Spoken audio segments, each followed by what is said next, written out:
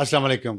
Podcast with अबसार आलम। और आज का पॉडकास्ट हम कर रहे हैं उस बहुत अहम वाक़े पे जो बलूचिस्तान में हुआ है। जाफ़र एक्सप्रेस वहाँ पे उस पे कब्ज़ा कर लिया है दहशतगर्दों ने, और उसकी ज़िम्मेदारी ली है बलोच लिबरेशन आर्मी ने और मजीद ब्रिगेड ने। दोनों इकट्ठे ये उन्होंने ये दहशतगर्दाना कार्रवाई की है। और उस जाफ़र एक्सप्रेस कोयटा से पेशावर जा रही थी। सिब्बी के करीब एक टनल नंबर 8 जो आती है उसके अंदर उन्होंने उस पे फायरिंग की और उसको रोका और फिर पटरी उड़ा दी। और बहुत ही तशवीशनाक सूरत हाल है वहाँ पे, और बहुत ही अजीब व गरीब किस्म की खबरें आ रही हैं। 500 मुसाफिर उसमें सवार हैं जो कोयटा से पेशावर जा रहे थे, और उसमें ज़ाहिर है कानून नाफज करने वाले इदारों के लोग भी हैं जो छुट्टियों पे थे, उनकी फैमिलीज़ भी हैं। तो ये एक बहुत बड़ा वाक़या है, लेकिन आप देख रहे होंगे कि मेन स्ट्रीम टीवी चैनल्स इसको नहीं दिखा रहे। हालांकि इस पर थोड़ी तवज्जो होनी चाहिए, और हुकूमत को भी चाहिए कि वो लेटेस्ट जो इसकी तफसीलात हैं वो लोगों तक पहुँचाए, क्योंकि इतने मुसाफिर हों जिसमें उनके इतने रिश्तेदार हैं। पूरे मुल्क में एक तशवीश की लहर है, अफवाहें जन्म ले रही हैं। और हम देख रहे हैं कि पिछले कुछ दिनों से बलूचिस्तान और खैबर पख्तूनख्वा में एक जंगी सूरत हाल है। टीटीपी की वजह से, बलोच लिबरेशन आर्मी की वजह से, बलोच सेपरेटिस्ट दूसरे जो है मजीद ब्रिगेड है, मुनीर अकरम जो पाकिस्तान के यूनाइटेड नेशन में मुस्तकिल नुमाइंदे हैं, उन्होंने कल ही यूनाइटेड नेशन में ये बयान भी दिया है कि ये दोनों ख़तरनाक तंजीमें टीटीपी और बलूचिस्तान लिबरेशन आर्मी और मजीद ब्रिगेड, इन तीनों का उन्होंने नाम लेके कहा है कि ये पाकिस्तान में, ना सिर्फ पाकिस्तान में बहुत ज़्यादा दहशतगर्दाना कार्रवाइयाँ कर रही हैं, बल्कि ये खत्ते के अमन अमान की सूरत हाल के लिए ख़तरा है। क्योंकि अफ़गानिस्तान के तालिबान के अंदर बहुत सारी दहशतगर्द तंजीमें पूरी दुनिया से मौजूद हैं, और एक छतरी बनता जा रहा है। तकरीबन 20 ग्रुप्स हैं अफ़गानिस्तान के अंदर दहशत गर्दों के, जिनको अफ़गान तालिबान की हुकूमत छतरी प्रोवाइड कर रही है। और फिर इसके अलावा जो टीटीपी का ग्रुप है वो सबसे बड़ा 6000 उसकी तादाद है। तो इसके साथ साथ ये सरहदों पे जो तोरखम बॉर्डर पे झड़प हुई एक चौकी बनाने पे, और जिसके बाद बॉर्डर बंद कर दिया गया, तो वहाँ सुलह हुई है। पाकिस्तान की जिरगा दोनों तरफ से मिला है और उन्होंने इस मसले को हल किया है, और अंगूर अड्डा का बॉर्डर खोला गया है। लेकिन हम देखते हैं कि इधर ज़रा सा सुकून हुआ है तो उधर बलूचिस्तान में एक हमला हो गया। कभी खैबर पख्तूनख्वा में हो रहा है, कभी बलूचिस्तान में हो रहा है। टीटीपी, बलूचिस्तान लिबरेशन आर्मी और मजीद ब्रिगेड, ये तीनों जो ग्रुप्स हैं इस वक्त पाकिस्तान पर हमलावर हैं। और इतनी शदीद तशवीशनाक सूरत हाल है कि पंजाब में हाई अलर्ट है इस वक्त, और पंजाब में कई बार कोशिश कर चुके हैं टीटीपी के दहशतगर्द दाखिल होने की और कार्रवाइयाँ करने की पिछले कुछ दिनों में। और पंजाब की बहुत जो सियासी और दूसरी मजहबी शख्सियात हैं नामवर किस्म की, उनकी जान को शदीद खतरात लाक हो चुके हैं। वो टारगेट पे हैं इन दहशतगर्द तंजीमों की। हम इससे कोई डर खौफ नहीं फैलाना चाहते, लेकिन ये अहम मामला बहुत है और इस पर हम बात करेंगे। हमने आज दावत दी है इफ्तिखार फिरदौस साहब को, जो बानी एडिटर हैं खुरासान डायरी के, और इन तमाम मामलात पर उनकी बहुत गहरी नज़र है, और उनसे आज तफसील से हम बात करेंगे। आप भी सुकून से सुनिएगा, कोई सवालात हों तो आप हमें भिजवाएं, और हम इनसे पूछेंगे कि ये जो एक जंगी सूरत हाल बन गई है, और बल्कि हम हालत जंग में हैं। खैबर पख्तूनख्वा में एक जंग जारी है, एक बलूचिस्तान में जंग जारी है दहशतगर्दों के ख़िलाफ़, और अब पंजाब को उसमें शामिल किए जाने की कोशिश हो रही है। तो कैसे देखते हैं इफ्तिखार साहब आप इस सिचुएशन को?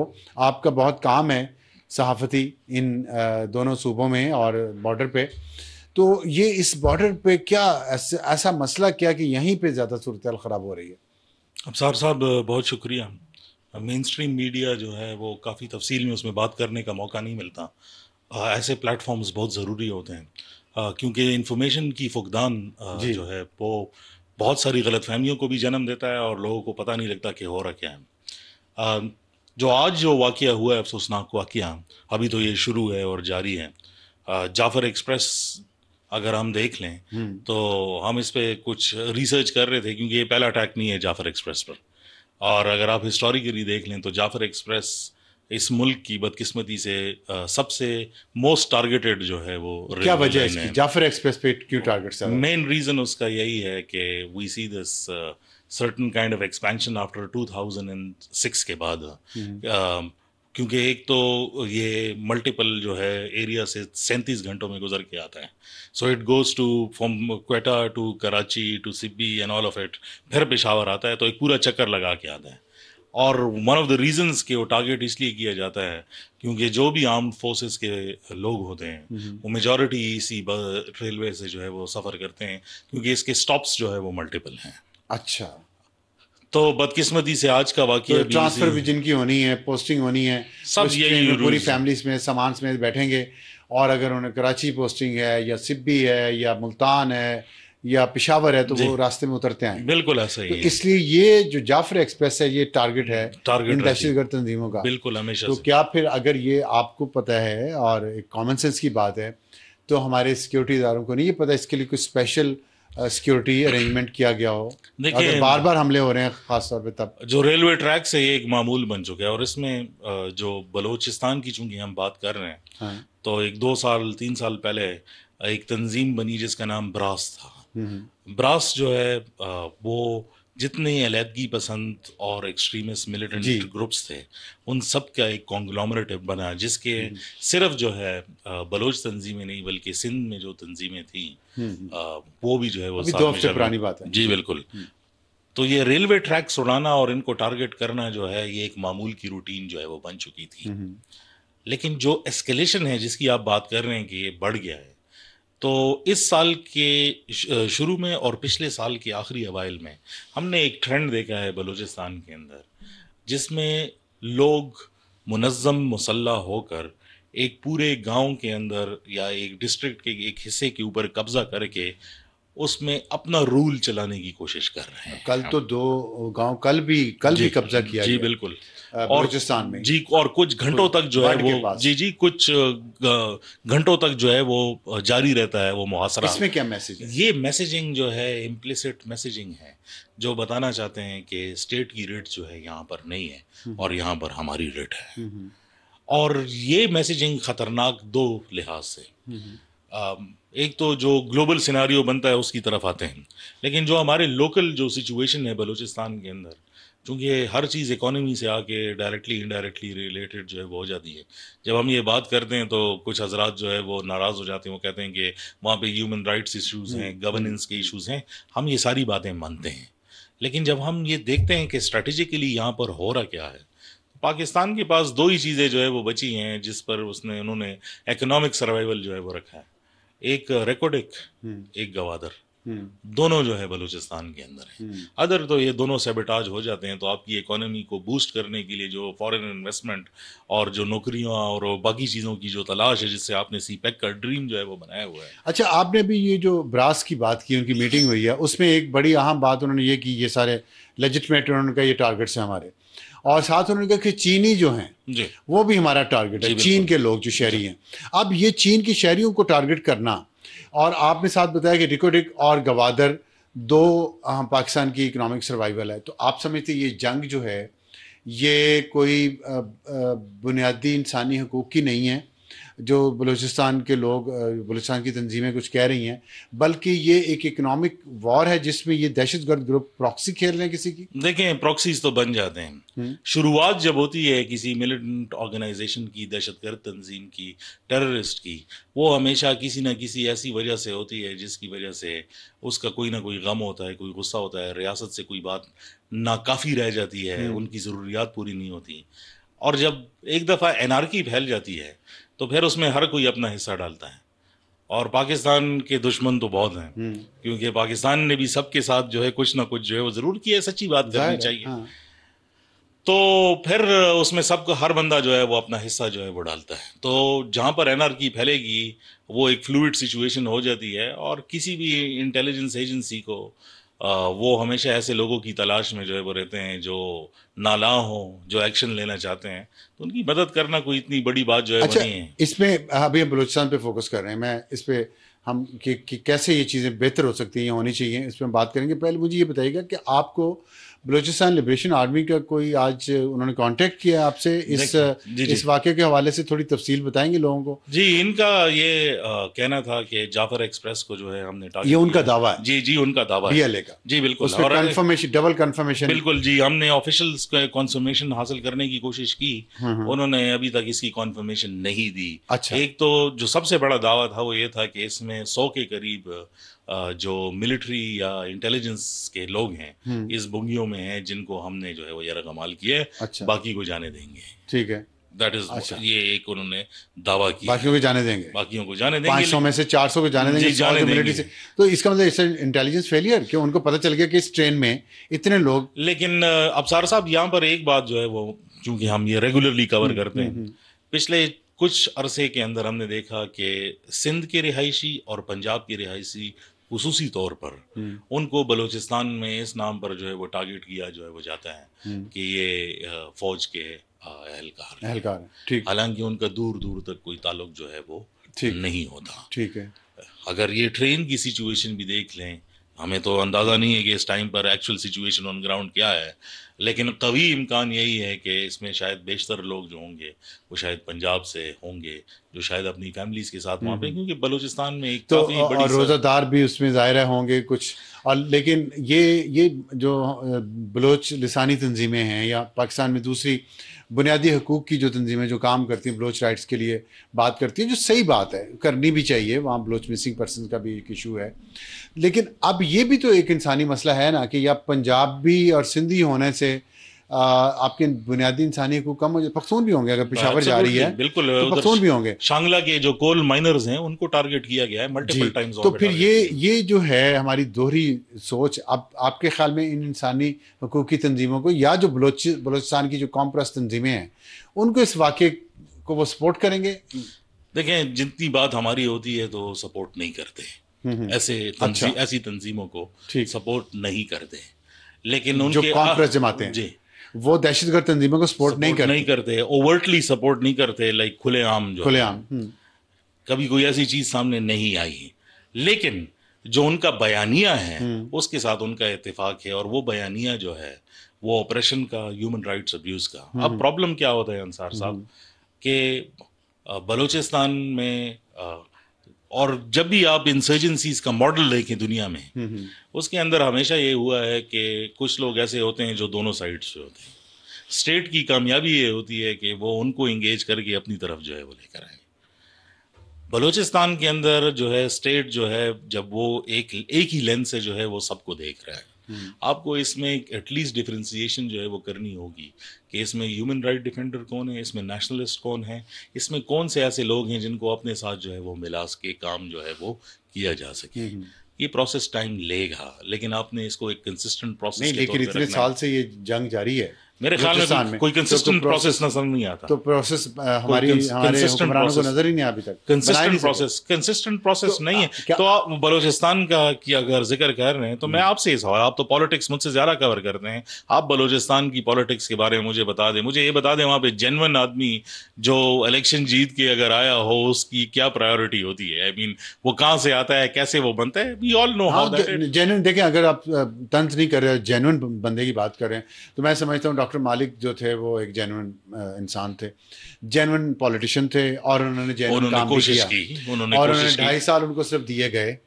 उसके बाद बाजवा डॉक्ट्राइन थी इस मुल्क में मुसल्लत, जिसमें इमरान खान और जनरल फैज़ और सारे गफूरे, आसम, सलीम बाजवे, ये सब साथ शामिल थे, ज़हीरे और वो क्या पाशे। तो फिर यही होना था ना। और 2.5 साल सिर्फ, उसके बाद फिर सनाउल्लाह ज़हरी को ले आए, वो सरदार जो आप बात कर रहे हैं, तो वो सेम माइंडसेट है। अब डॉक्टर मालिक की जो 2.5 साल थे, आप देखें उनका ताल्लुक तुर्बत से था, और उन 2.5 सालों में 85% जो दहशतगर्दी थी या इंतहा पसंदी थी वो कम हुई उन 2.5 सालों में डॉक्टर मालिक की गवर्नेंस की वजह से। तो गवर्नेंस का तो इतना इम्पोर्टेंट रोल है और वो हमारे यहाँ किया नहीं जा रहा। तो बल्कि मालिक बलोच साहब के टाइम में सबसे पहली बार जो है एक प्रोसेस जो है वो शुरू हुआ, जिसमें वो गए, बाहर मुल्क गए, स्विट्जरलैंड गए, और जिन्होंने जो है वो प्रोसेस जो है वो पूरा शुरू किया बातचीत करने का कि इससे ये मसला हल हो सकता है। और जब वो वापस आए तो यहाँ पर बलोचिस्तान हाउस में उनसे मुलाकात हुई, तो उनसे कहा कि लाइक क्या डिमांड्स थी। उन्होंने कहा यार डिमांड्स तो ऐसी थी कि वो किसी इलाके का यूनियन काउंसिल का नाजिम भी जो है वो लाइक हल कर सकता है। तो आप अंदाजा लगाएं लाइक, लेकिन वो कहता है कि दोनों तरफ इतनी मिसअंडरस्टैंडिंग है कि जब ये ठीक करने के लिए जाते हैं तो रुकावटें जो है वो बंद हो जाती है, लाइक पैदा हो जाती हैं। तो इफ्तिखार साहब, क्या आप कह सकते हैं कि हमारे जो हुक्मरान तबका है वो खुलूस ही नहीं है उनके अंदर कि बलूचिस्तान के मसले को हल किया जाए? देखें और उनके अपने कोई डिजाइन हैं जो हमारी समझ में नहीं आते। देखें आप तो कुछ ऐसी सिचुएशंस होती हैं जिनकी हकीकत पसंदाना सोच रखनी चाहिए। बलूचिस्तान के अंदर जो सिचुएशन अब बन गई है, इसमें एक्सटर्नल फैक्टर की इन्वॉल्वमेंट बहुत ज़्यादा है। अब इसमें मैं ज़रा आ जाऊँ एक्सटर्नल फैक्टर पे मैं बात करना चाह रहा था कि सिर्फ बलूचिस्तान के बारे से, हम केपी पे आते हैं बाद में, कि बलूचिस्तान में जो ये हो रहा है पिछले कुछ हफ्तों से या महीनों से हम देख रहे हैं कि बहुत सारे दहशतगर्द मारे भी जा रहे हैं बलोच, और कामयाबियां भी सिक्योरिटी के इदारों को हुई हैं, और बलोच गवादर का एयरपोर्ट भी ऑपरेट करना शुरू हो गया है। लेकिन ये वारदातें, ये कार्रवाइयां बढ़ती जा रही हैं, नुकसान दहशतगर्द ज़्यादा पहुंचाना शुरू, ज़्यादा ताकत उनमें आ गई है। क्या क्या फैक्टर्स हैं इसके पीछे? देखिए, सबसे जो रीसेंट फैक्टर से जो है वो बात शुरू करनी, ठीक है, वो सीरिया की जंग है। अब बहुत सारे लोग ये सवाल पूछते हैं कि सीरिया की जंग की बलूचिस्तान के साथ जो है वो क्या ताल्लुक है। ठीक है। जब अकबर बुख्ती की बरसी पर जब अटैक हुआ था अफसार साहब, तो उसमें तुर्कियों ने जो है वो फिर रब्ता किया पाकिस्तानियों से कि ये अटैक जो है, ये मैसेजिंग बेसिकली जो है हमारे लिए है। उनकी ये सोच थी तुर्कों की। यस, अकबर बुख्ती के जो बरसी पे, क्योंकि उसके अंदर जो फीमेल सुसाइड बॉम्बर थी, उसका नाम जो है महल बलोच लोकल नाम था, लेकिन जो उसका एक्चुअल कोड नेम उन्होंने रखा था वो जीलान कुर्द रखा था। जीलान कुर्द। जीलान कुर्द, अच्छा, इसका कुर्दिस्तान का। हाँ। जो जीलान कुर्द जो थी वो पीके के जो कुर्दिस्तान नेशनल पार्टी है, हाँ। उनकी पहली फीमेल सुसाइड बॉम्बर थी जिन्होंने तुर्कों के ऊपर जो है वो अटैक अच्छा, किया था। So maybe it was a coincidence, हम उसको ले लेते हैं। नहीं, इतना फिर उसके बाद थॉटफुल नाम है, पहली सुसाइड बॉम्बर जिसने तुर्कों के खिलाफ कुर्दों की पहली सुसाइड बॉम्बर। तो इसका मतलब कुर्द जो है वो तो एक पूरा नेक्सस जो है वो सामने बन के जो है वो आ रहा, और कुर्दों को तो सपोर्ट अमेरिका से है जी, और अब वो सीज फायर की तरफ भी जा रहे हैं।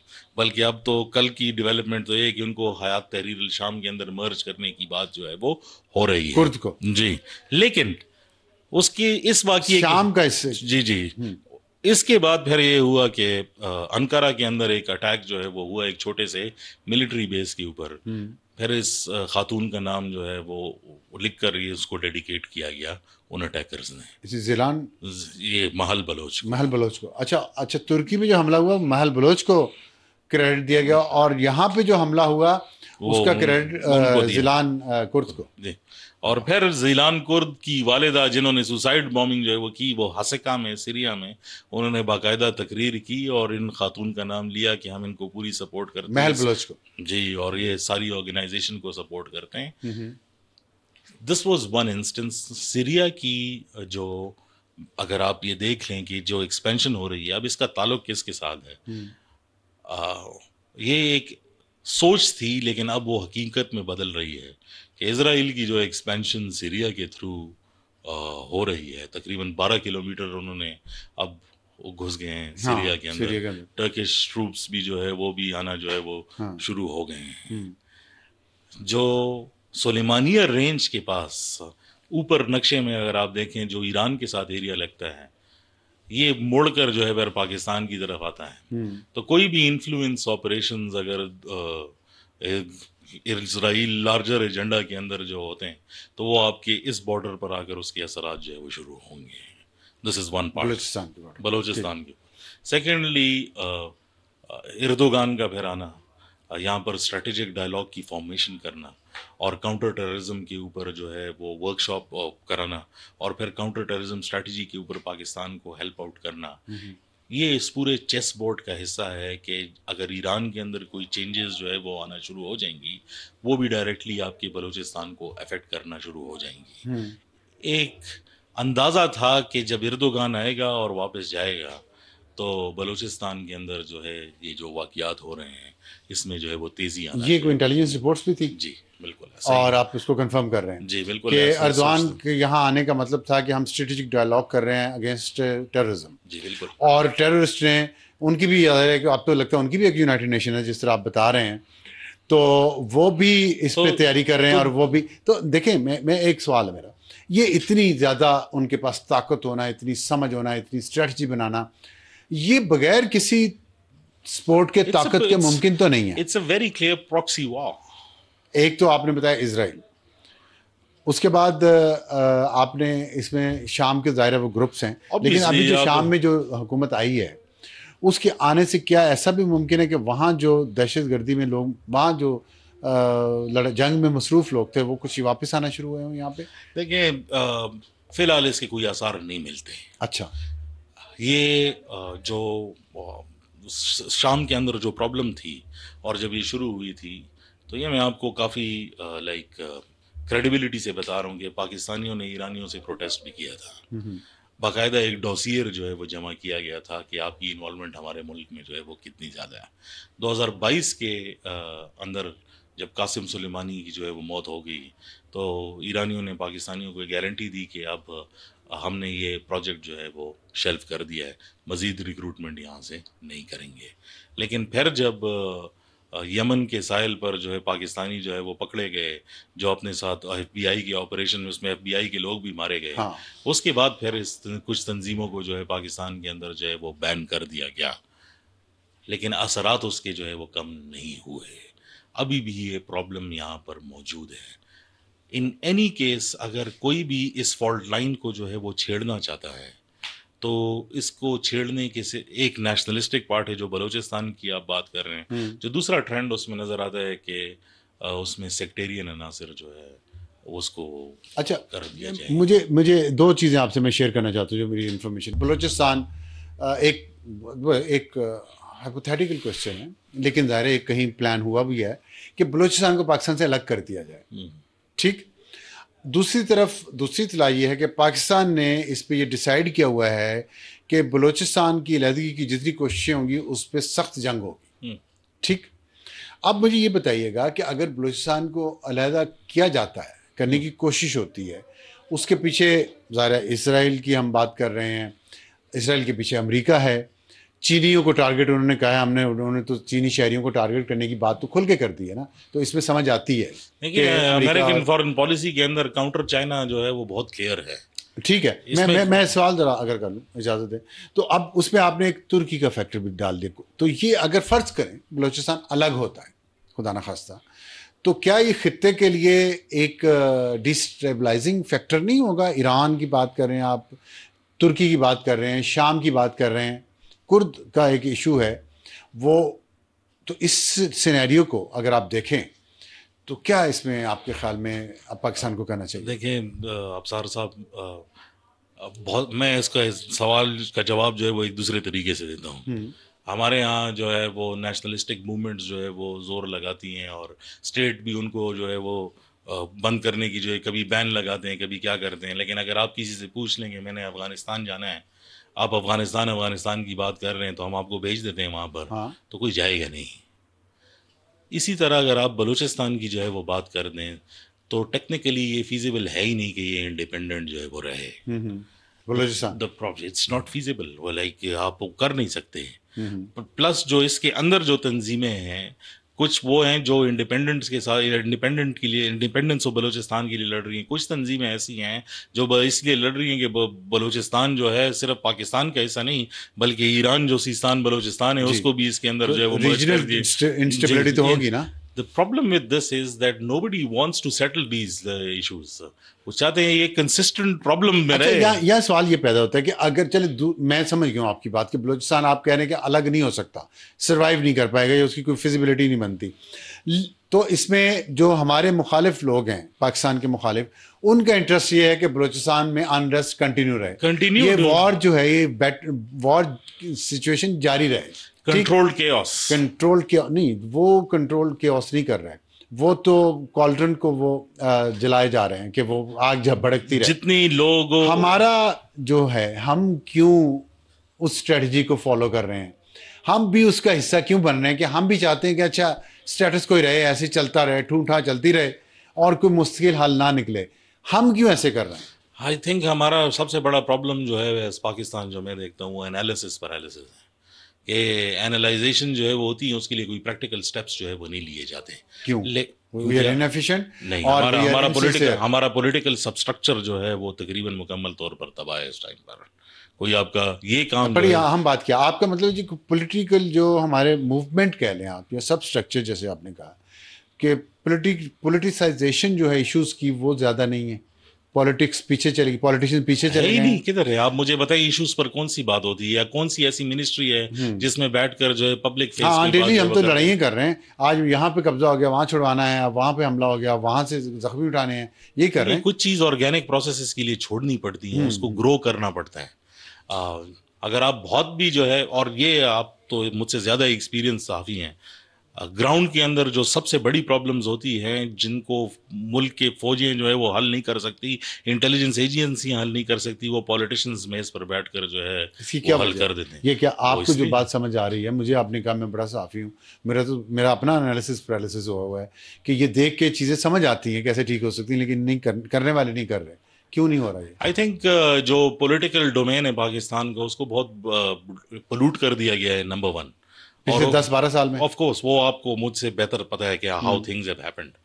दूसरा जो वो है कि इस मुल्क के अंदर अब वो लोग पॉलिटिक्स में जो है वो आते हैं, जो या तो एस्टेब्लिशमेंट के कंधों पर चढ़ के आते हैं, या फिर वो लोग जिनके ऊपर सारा लॉप साइडेड ब्लैक मनी और इकोनॉमी के जो है वो पैसे हैं, जो सिर्फ पावर उनकी ज़िंदगी में बाकी रह जाता है। स्टेटमेंटशिप जो है वो ख़त्म हो चुकी है for the right decision making.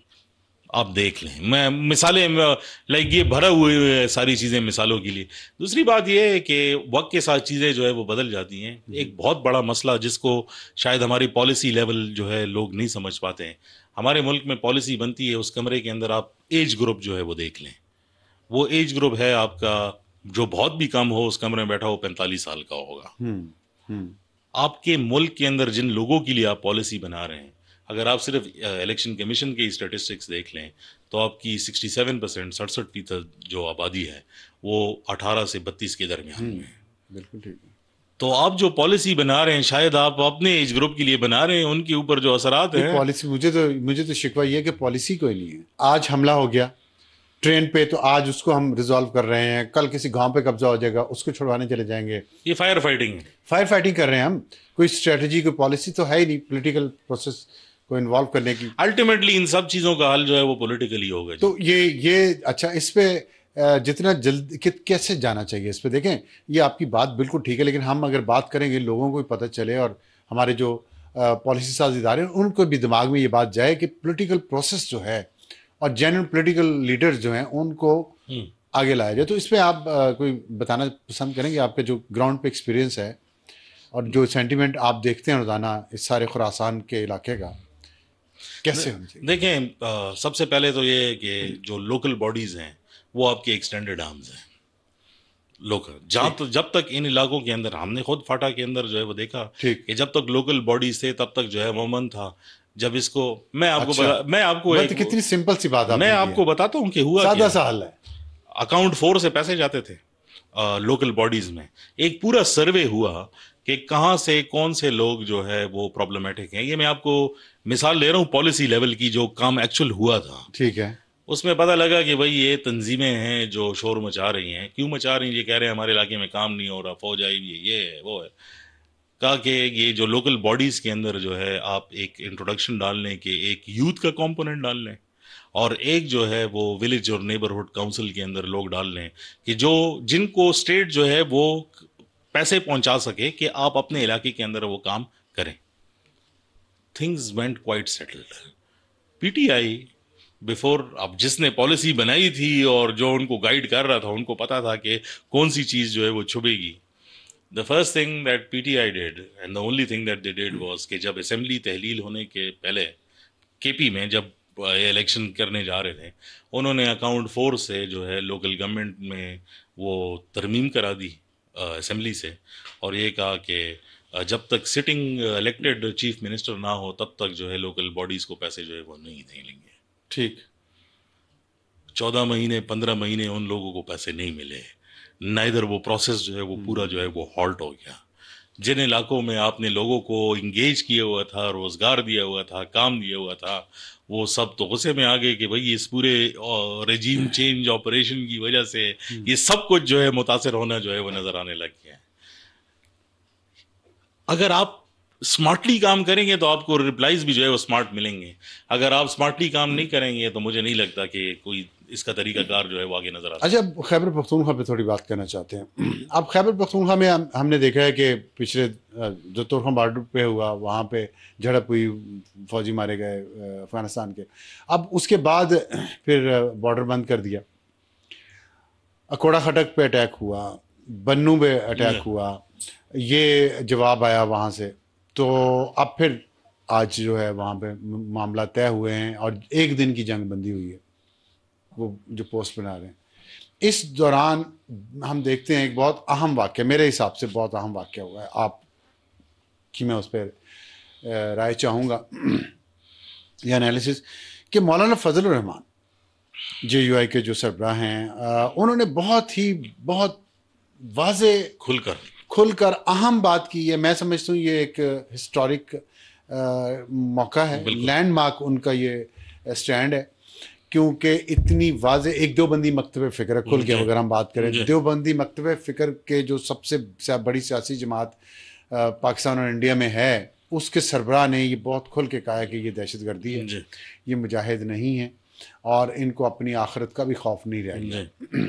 और जो अगर उसको एग्जैक्टली कोट करेंगे, मैं अपने उस्ताद के जो है कातिल को उसको भी शहीद मुजाहिद कहूँ और अपने उस्ताद को शहीद कहूँ, ये मुमकिन नहीं है। ये बात उन्होंने की है और उन्होंने फिर यहाँ तक बात की कि उन्होंने रियासत से बात की कि अगर आप नहीं कुछ करना चाहते तो फिर क्या हमें खुद हथियार उठाने पड़ेंगे। तो ये जब सिचुएशन यहाँ तक आ गई है, अब खैबर पख्तूनख्वा की सिचुएशन को कैसे देखते हैं? अफगान तालिबान उधर हैं, उनकी छतरी के नीचे दहशतगर्द तंजीमें, जिसका मुनीर अकरम ने आज जिक्र भी किया है, TTP कार्रवाई कर रही है, उसको वो रोक नहीं पा रहे। क्या तालिबान को डर है कि अब दाइश भी आ गई है, शरीफुल्लाह को जो पकड़ के दिया हमने, तो क्या दाइश और TTP से अफगान तालिबान को ख़तरा है कि ये उनकी हुकूमत पलटा देंगे, इसलिए उनको कुछ नहीं कह रहे? नहीं, मेरा नहीं ख्याल। जब तक हम अफगान तालिबान को इंटरनेशनल फोर्सेस की सपोर्ट हासिल है, बहुत मुश्किल लगता है कि अफगान तालिबान की हुकूमत जो है वो ख़त्म होगी। ऐसी कोई सिचुएशन लगती हुई तो इंटरनेशनल सपोर्ट इस अफगान तालिबान हुकूमत को है? एब्सोल्युटली है। चल रही कैसी है? तो सारे इंटरनेशनल सपोर्ट से ही चल रही है। तो वो जो अमेरिका ने असला छोड़ के गया अफगानिस्तान में, क्या हम ये बात समझी जाए कि ये एक टैसिट अंडरस्टैंडिंग थी, खुफिया मुआहिदा था कोई, या अंडरस्टैंडिंग थी? लेकिन सबको पता था कि अफगानिस्तान में क्या होने वाले हैं। वो जंग अब और जो है चल नहीं सकती थी, क्योंकि जो सिचुएशन अमेरिका के अंदर खुद बन रही थी। आप डोनाल्ड ट्रंप की सारी स्पीचेस उठा के देख लें, उनके अपने इकोनॉमिक क्राइसिस है, बड़ा मुल्क है, उनको वो सुलझाने थे, वो जंग और अफोर्ड नहीं कर सकते थे, सो दे लेफ्ट। ठीक, असलहा वो नहीं ले जा सकते थे। आपके प्रोग्राम में हमने ये बात की थी कि असलहा ले जाने की कॉस्ट जो है वो ट्रिपल थी असलहे की कीमत से। तो जो जहाज़ वगैरह थे उसके इंजन उन्होंने ख़राब कर दिए, बाकी चीज़ें जो है वो हमवीज़ वगैरह के जो है इंजन वो कर दिए, असलहा जो है कुछ कंडम कर दिया, कुछ छोड़ दिया, कहीं पे दफन कर दिया, गाड़ियाँ दफन कर दी, वो सब मिल गई कि 2-3 सालों में ठीक करके उसको इस्तेमाल करने जो है वो शुरू हो गया। या दैट्स ऑल देयर। ये वापस नहीं जा सकता है असलहा। ये तो आप तो हमें दे दें, पाकिस्तान को दे देते ना। आई थिंक के एक कोशिश थी ये USAID वगैरह के नीचे, कि जो साउथ KP के अंदर और बलूचिस्तान के अंदर जो अमेरिका इन्वेस्टमेंट करना चाह रहा था, उसका जो एक मेजर प्रेमिस था वो यही था कि पाकिस्तान को इतना असलहा दे दिया जाए ताकि उस असलहे का मुकाबला जो है वो किया जा सके। लेकिन चूंकि वो सारी चीज़ें फिलहाल पर स्टैंड स्टिल है, वो रोक दिया गया, तो वो पूरा प्रोसेस जो है वो स्टॉल्ड है। नहीं, लेकिन अगर जो शरीफुल्लाह को जो दे गया हमने पकड़ के, उस पर गुडविल तो क्रिएट हुई है दोनों के तरफ। आई थिंक और मुनीर अकरम का जो बयान है, मुझे एक अमेरिकन डिप्लोमेट सीनियर वाशिंगटन से मेरी बात हो रही थी इसी मामले पर, उन्होंने कहा कि आई होप कि पाकिस्तानी इतनी जल्दी कुछ नहीं मांगेंगे। अच्छा। क्योंकि यहाँ पर अभी भी गुस्सा है। और उनकी एक लॉजिक थी, उन्होंने कहा कि यहाँ जिस तरह हमारे यहाँ पर जो जनरेशन Z है, उनको ज़रब अज़ब के ऑपरेशन का नहीं पता, उनको 9/11 का नहीं पता, उनको कुर्बानियों का नहीं पता। ये वो जनरेशन है जिनको अंदाज़ा नहीं है कि क्या है, लाइक इस दहशतगर्दी वाली जंग में कितनी कुर्बानियाँ जो है वो हुई हैं। तो उनका नैरेटिव वो है जो इमीडिएट है। वो कह रहे इसी तरह अमेरिका के अंदर जो लोग सेनेट के अंदर बैठे हुए हैं, कांग्रेस में, उसमें से मेजॉरिटी वो लोग हैं जिनको यूएस पाकिस्तान के प्रीवियस रिलेशनशिप्स का कुछ पता नहीं है कि किस किस्म का जॉइंट टेरर कॉपरेशन था, क्या था। उनकी मेमोरीज के अंदर, and I am quoting that official, जो एक चीज़ फ्रेश है वो ये है कि हम जो है वो जहाज से लटके हुए थे, अफगानिस्तान से निकल रहे थे, और तुम लोग जो है वो चाय पीने के लिए जो है उधर जो है वो खड़े हुए थे, और कि सब कुछ यहाँ पे जो है वो ठीक हो जाएगा। This is exactly general Faiz की तस्वीर की आप बात कर रहे यस हैं। Yes, this is exactly what he said. तो ये वापस इन लोगों को लेकर आते हुए और ये ताल्लुकात जो है बहाल करते हुए टाइम लगेगा। This is just the beginning of it. नहीं देखिए, ये तो आप अमरीकियों का शिकवा कह रहे हैं ना, तो जनरल फैज़ की तस्वीर ना सिर्फ उसने पाकिस्तान के अंदर गंद डाला, पाकिस्तान के लिए बाहर भी गंद डाला, जो आप कह रहे हैं अमेरिका को भी एतराज़ था कि हम वहाँ से भाग रहे थे और आप लोग चाय पी रहे थे।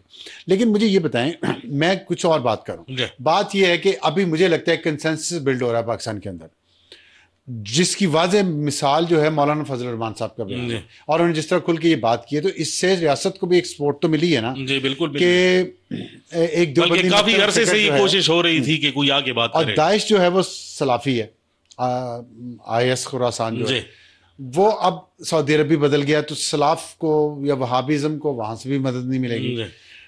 यूनाइटेड नेशन में हमारे जो मुनीर अकरम हैं परमानेंट रिप्रेजेंटेटिव, उन्होंने ये कहा है कि दुनिया को चाहिए या यूनाइटेड नेशन को चाहिए कि इस पे फोकस करे अफगानिस्तान पे, कि यहाँ पे एक दहशत गर्दों को छतरी मुहैया की जा रही है।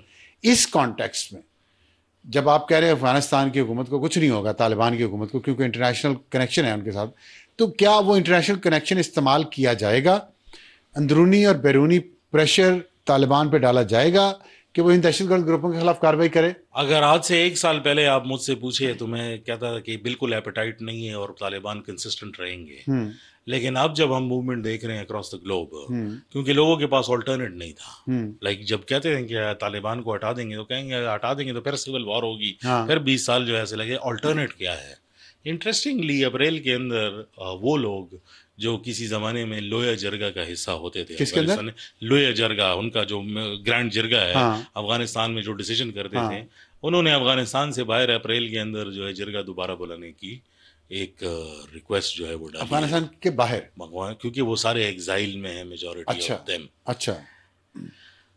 अगर तो, और अफगानिस्तान, हमें ये बताया गया था और ग्लोबल ऑडियंस को भी कि दोहा मुआहदे के नीचे अफगानिस्तान के अंदर जो हुकूमत बनेगी वो इंक्लूसिव बनेगी, वो किसी एक फैक्शन की जो है वो नहीं बनेगी, सिर्फ तालिबान की नहीं। जी बिल्कुल। अगर तो ये सिचुएशन बेहतर नहीं होती और अफगानिस्तान की सरजमीन जो है वो किसी ऐसे बड़े अटैक के लिए जो है वो इस्तेमाल होती है, तो मेरे ख्याल में it is only a matter of time till this project actually ends, number 1। ठीक। इसीलिए तो अफगानिस्तान जो है वो बार बार दाइश का इल्ज़ाम जो है वो पाकिस्तान पर जो है वो डाल लेता है, बिकॉज ख़तरा यही है कि अगर कुछ हो गया तो it will be traced back to that country.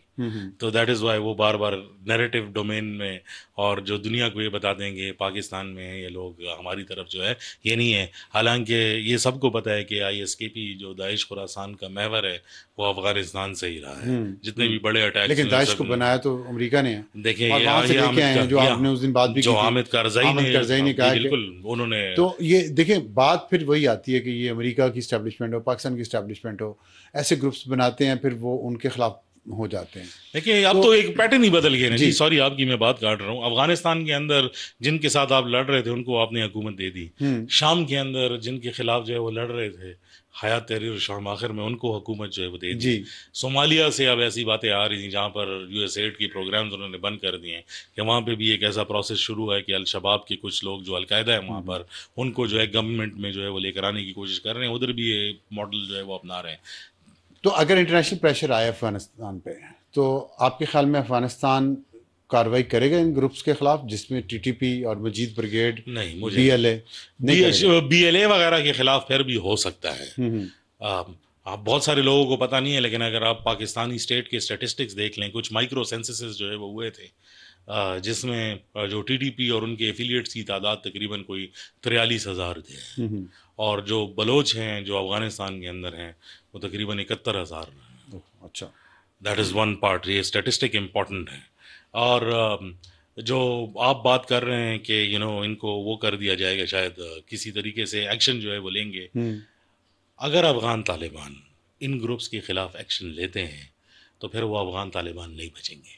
अच्छा, ये इतने कमजोर हो चुके हैं अफगान तालिबान। नहीं, वो ये इनको जोड़ने वाली जो चीज़ है वो यही है कि इन सबको इसके नीचे जो है तो वो पनाह ये मिलेगी। जो आप सिचुएशन बता रहे हैं, अब इसको कंक्लूड हम करते हैं कि देखें ना, एक तरफ खैबर पख्तूनख्वा की सूरत हाल है, दूसरे बलूचिस्तान की सूरत हाल है। तो आप आने वाले दिनों में, महीनों में क्या देख रहे हैं यहाँ पे?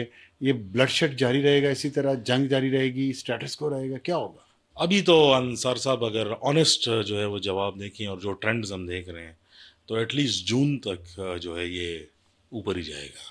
जून ऐसा तक क्यों? जून तक, आपने स्पेसिफिक जून क्यों मैंने कहा? जून तक इसलिए कहा क्योंकि जून के बाद जो है सीजन चेंज के अंदर इन ग्रुप्स की अपनी मूवमेंट्स भी जो है वो बदल जाती हैं। प्लस ये एक्सपेक्टेड है कि ग्लोबल लेवल पर कुछ ऐसी चेंजेस जो है वो आने शुरू हो जाएंगी, जिसमें ये आपको अंदाज़ा हो जाएगा कि फ्यूचर में क्या चीज़ें जो है वो हमें एक्सपेक्ट तो करना इसमें चाहिए। उम्मीद है जून के बाद के ग्लोबल लेवल पे ऐसे चेंजेस आए कि ये फितना जो है इसको कंट्रोल किया जा सके। डिपेंड करेगा कि हम किस साइड पर खड़े हुए हैं, क्योंकि इस टाइम पर कौन कौन अगर सी साइड्स हैं? अगर हम दुनिया ब्लॉक्स में जो है वो तकसीम हो रही है अब तो। नहीं, आपके ख्याल में हमें चीन के ब्लॉक में होना चाहिए या अमेरिका के, अभी या तक किसी के भी नहीं? तो जो मुझे जिस पाकिस्तानी स्टेट का जो है इल्म है कि इस टाइम पर वो किसी तरीके तरफ भी जो है वो नहीं है नहीं, इस टाइम। मल्टीपोलर वर्ल्ड तो बनने जा रहा जी है, इसमें तो कोई शक नहीं जी है। बिल्कुल। तो उसमें पाकिस्तान को कैसे, मतलब आप कह रहे हैं कि उसमें पाकिस्तान क्या पोजीशन लेता है, वो इम्पोर्टेंट होगी इन जंगों के लिए? ऑफ कोर्स खैबर वो पख्तूनख्वा और बलूचिस्तान फ्यूचर की। आपका जो है वो डिसाइड करेगा कि किस तरीके से ये सारी चीज़ें, क्योंकि बहुत सारी नई मार्किंग्स जो है वो बॉर्डर और ये जोग्राफीज पर जो है वो काव हो रही हैं।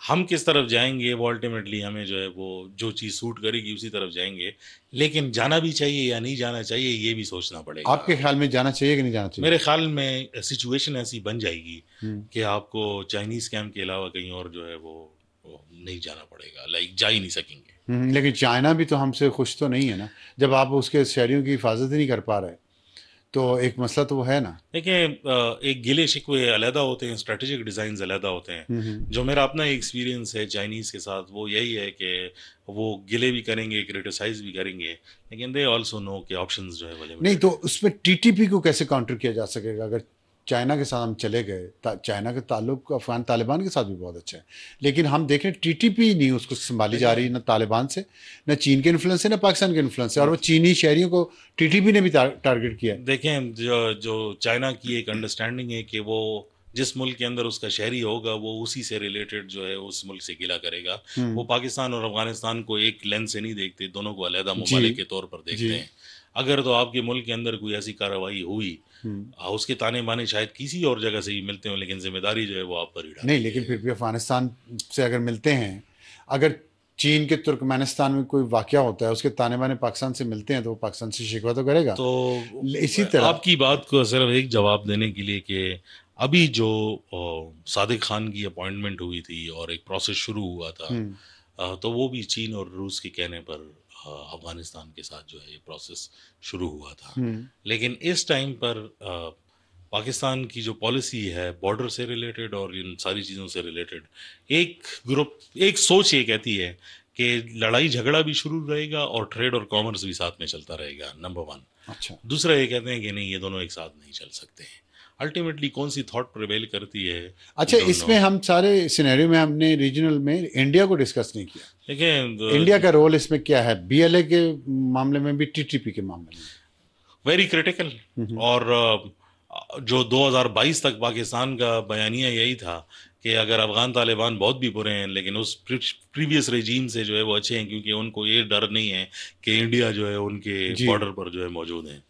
लेकिन अब जो सिचुएशन बन के जा रही है, जो उनके फॉरेन सेक्रेटरी की मीटिंग हुई, स्तनकज़ई जो है वो इंडिया गए, हाई लेवल डेलीगेशन की मीटिंग हुई, और अमेरिका ऑब्वियसली इंडिया को अपना एलाय जो है इस रीजन के अंदर समझता है चीन के खिलाफ। हाँ, तो जो यूएई, अमेरिकन और इंडियन लॉबीज हैं जो अफगानिस्तान को इस टाइम पर कंट्रोल करना चाहते हैं, वो प्लान बहुत एविडेंट है कि अफगानिस्तान के अंदर इंडिया का फ्यूचर के अंदर एक बढ़ता हुआ रोल नज़र आ रहा है। लेकिन यूएई की मुझे नहीं समझ आ रही कि यूएई का तो पाकिस्तान से बड़ा अच्छा ताल्लुक है, तो यूएई अफगानिस्तान के कंट्रोल भी करना चाह रहा है, कर भी रहा है टू सम एक्सटेंट। काफ़ी एक्सटेंट तो पाकिस्तान के खिलाफ फिर भी वहाँ से अगर कार्रवाइयाँ हों तो क्या हम समझे यूएई की अप्रूवल है देखिए, उसमें? ये जो डिप्लोमेटिक लेवल एंगेजमेंट्स होती हैं और नेशनल इंटरेस्ट्स होते हैं, ये कोई इतनी सीधी चीज़ें नहीं होती। हम्म। इसमें गिव एंड टेक जो है वो होते रहते हैं। करंट सिचुएशन के अंदर पाकिस्तान का पल्ला जो है इस लॉबी के अंदर कुछ ज़्यादा भारी नहीं है। ठीक। बहुत शुक्रिया इफ्तार फिरदौस साहब, आपसे बात की और बहुत अच्छी चीज़ें निकली हैं। तो उम्मीद है कि जैसे आपने कहा जून के बाद जून तक सूरत हाल ऐसे ही जारी रहने का इम्कान है, लेकिन उसमें लोगों की जान और माल की हिफाजत रहे। बहुत ज़्यादा आज जो जाफर एक्सप्रेस का वाक़या है उस पर भी अफसोसनाक है सूरत हाल, और देखते हैं कैसे डेवलप होती है और आने वाले दिनों में कैसे खैबर पख्तूनख्वा और हमारा बलूचिस्तान जो है उसमें ये जंग किस हद तक जारी रहती, बढ़ती है या कम होती है। खुदा हाफिज़।